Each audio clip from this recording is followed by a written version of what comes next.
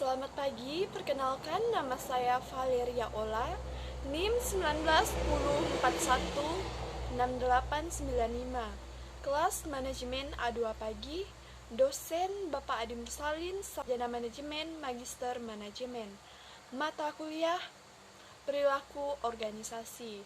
Baik, di sini saya akan membacakan hasil dari ringkasan yang telah saya buat, yaitu mengenai bab 3, keberagaman dalam organisasi. Nah, jadi keberagaman dalam organisasi merupakan suatu hal yang sangat penting saat ini. Dengan keberagaman, organisasi dapat memperoleh berbagai pandangan kemampuan dan berbagai hal untuk mengatasi permasalahan organisasi atau perusahaan, serta dapat meningkatkan efektivitas perusahaan. Baik, selanjutnya saya akan membahas tentang pengertian keberagaman dalam organisasi. Nah, jadi keberagaman organisasi adalah masalah yang semakin menjadi pokok pembicaraan di banyak bisnis, khususnya di Departemen Sumber Daya Manusia. Masalah keberagaman dapat membantu dalam mengelola tenaga kerja perusahaan. Untuk menjelaskan istilah keberagaman, penting untuk memahami atau dipahami bahwa keberagaman secara langsung memenuhi tempat kerja dengan signifikasi yang semakin meningkat. Istilah keberagaman mencangkup pemahaman dan penerimaan fakta bahwa orang memiliki karakteristik yang membuat mereka unik satu sama lain ketika membandingkan individu dalam suatu kelompok. Ciri-ciri tersebut dapat mencangkup ras, etnis, jenis kelamin, agama, ideologi, politik, orientasi seksual, usia, kemampuan fisik, atau status ekonomi. Karakteristik ini juga dapat mencangkup pengalaman hidup dan pendekatan kognitif terhadap pemecahan masalah. Nah, jadi menurut Abudi, dalam mendefinisikan keberagaman untuk organisasi, yang perlu kita ingat adalah beberapa hal ini. Yang pertama, keberagaman bukan hanya sekedar ras, jenis kelamin, agama, penampilan, kemampuan fisik, dan juga mental. Yang kedua, bagaimana individu mempersepsikan tentang keberagaman yang dipengaruhi oleh bagaimana mereka dibesarkan, keluarga, teman-teman, dan pengalaman mereka di masa lalu. Jadi, jika di tempat kerja, keberagaman itu memungkinkan untuk yang pertama itu adalah memperkerjakan dan mempertahankan bakat terbaik. Yang kedua, perspektif atau pendekatan baru dalam pemecahan masalah. Yang ketiga, inovasi dalam pengembangan produk atau layanan. Yang keempat, hubungan yang baik dengan pelanggan, vendor, mitra, dan pemasok. Nah, selanjutnya ada jenis keberagaman dalam organisasi. Menurut Darkness, jumlah faktor yang menentukan keberagaman yang disebabkan oleh perbedaan individu yang umumnya dipertimbangkan saat membahas keberagaman dalam organisasi dengan 34 jenis keanekaragamannya. Baik, jenis-jenisnya adalah yang pertama, cacat kognitif, selanjutnya kemampuan fisik dan cacat tubuh, kesehatan mental, keanekaragaman syaraf, perilaku dan keanekaragaman, pribadi dan gaya berpikir, dan latar belakang. Letak geografis, bahasa, linguistik dan aksen, etnis, ras, status kewarganegaraan, usia, keluarga dan asuhan, ideologi, moral, peran sosial, identitas gender, ekspresi gender, seks, orientasi seksual, pendidikan, pendapatan, status sosial ekonomi, pengalaman hidup, hak istimewa, status pernikahan, status orang tua, pengalaman militer, latar belakang kriminal, keyakinan politik, keyakinan agama dan spiritual, dan pengalaman sebelumnya, serta keterampilan. Nah, selanjutnya ada mengelola keberagaman dalam organisasi. Keberagaman dapat ditemukan di banyak tempat kerja dan organisasi dalam negeri dan global. Dan manajer di tempat-tempat kerja tentunya mencari cara untuk menghargai dan mengembangkan keberagaman itu.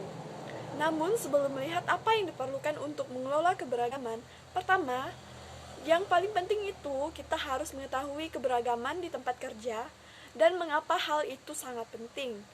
Nah, mengelola keberagaman berarti membangun tenaga kerja yang heterogen untuk menunjukkan potensinya dalam suatu lingkungan kerja yang adil, di mana tidak ada anggota atau sekelompok anggota memiliki keuntungan ataupun juga kerugian.